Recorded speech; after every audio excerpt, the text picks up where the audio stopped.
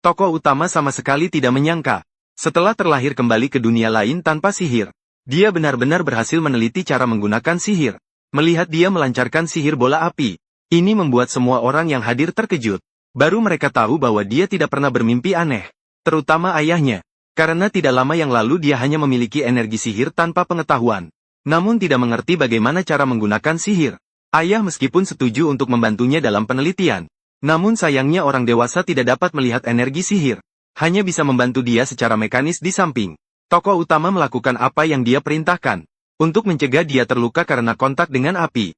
Dan tentang mengapa dia menggunakan tangan untuk menyentuh api. Itu hanya karena dia mendapat inspirasi setelah mengalahkan goblin. Saat itu dia menggunakan energi sihir untuk menyentuh goblin. Namun menghasilkan efek terbakar yang mirip. Namun dia pernah bereksperimen dan menyentuh orang normal hanya merasakan hangat. Ini juga membuatnya ingin mencoba apa yang akan terjadi saat energi sihir bersentuhan dengan fenomena alam. Apa yang akan terjadi saat bersentuhan dengan fenomena alam. Namun hasilnya seperti yang baru saja dilihat. Selain hanya bisa mengubah api menjadi biru, tidak ada kegunaan lain.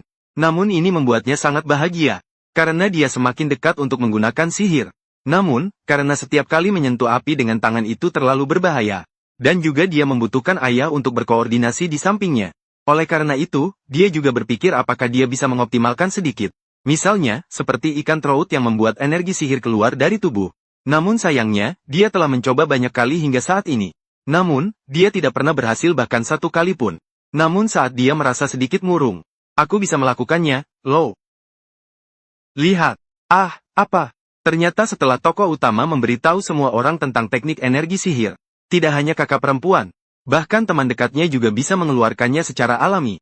Mereka awalnya mengira tokoh utama juga bisa, jadi tidak membahasnya. Setelah berusaha lama, ternyata hanya tokoh utama yang tidak berguna.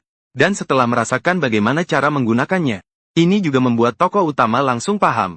Dia dengan cepat belajar tentang energi sihir keluar tubuh. Dan segera setelah dia belajar, dia tidak sabar untuk mencoba. Melihat dia kali ini tidak menggunakan sihir api.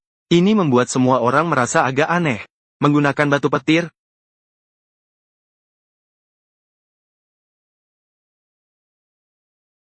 Sien, itu sihir barusan, kan?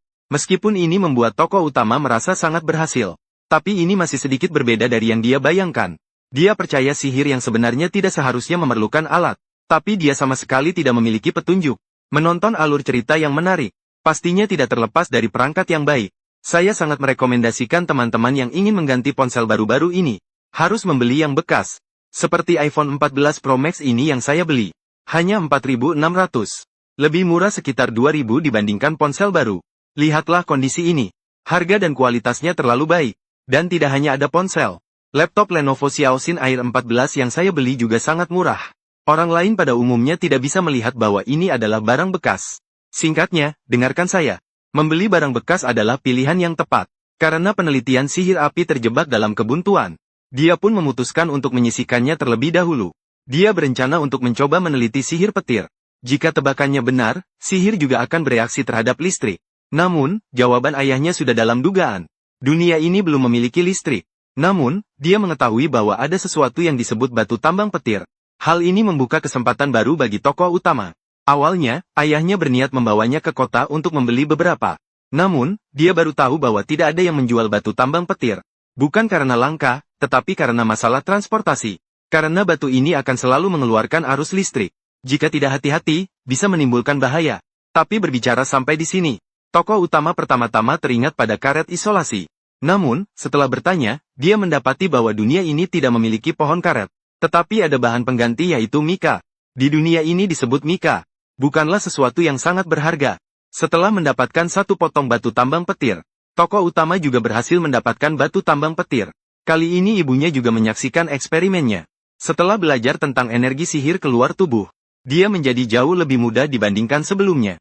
Terlihat pada saat kedua benda itu bersentuhan, tiba-tiba meledak menghasilkan percikan api merah. Namun suara ini tidak ada apa-apanya di mata orang tuanya. Mereka bahkan mengira tokoh utama gagal. Baru saja ingin menganwei bahwa tidak apa-apa. Namun tanpa mereka sadari, dia justru berhasil. Setelah 2 kali eksperimen, selain membuktikan bahwa energi sihir memiliki sifat mudah terbakar, ternyata juga bisa meniru fenomena yang disentuh dan memperbesarnya. Seperti saat bersentuhan dengan api, bisa berubah menjadi biru. dan baru saja bersentuhan dengan petir, akan melepaskan percikan api merah. Dengan sihir api, dia masih bisa menggunakan alat. Namun dengan petir, dia tidak bisa. Dia tidak ingin dibatasi oleh alat. Namun, dia ingin menggunakan sihir secara bebas. Tapi ketika berbicara tentang kebebasan, dia tiba-tiba berpikir, mengapa saat energi sihir keluar tubuh harus berubah menjadi bola? Kenapa tidak bisa berubah menjadi bentuk lain? Setelah mengatakan, ayo kita lakukan.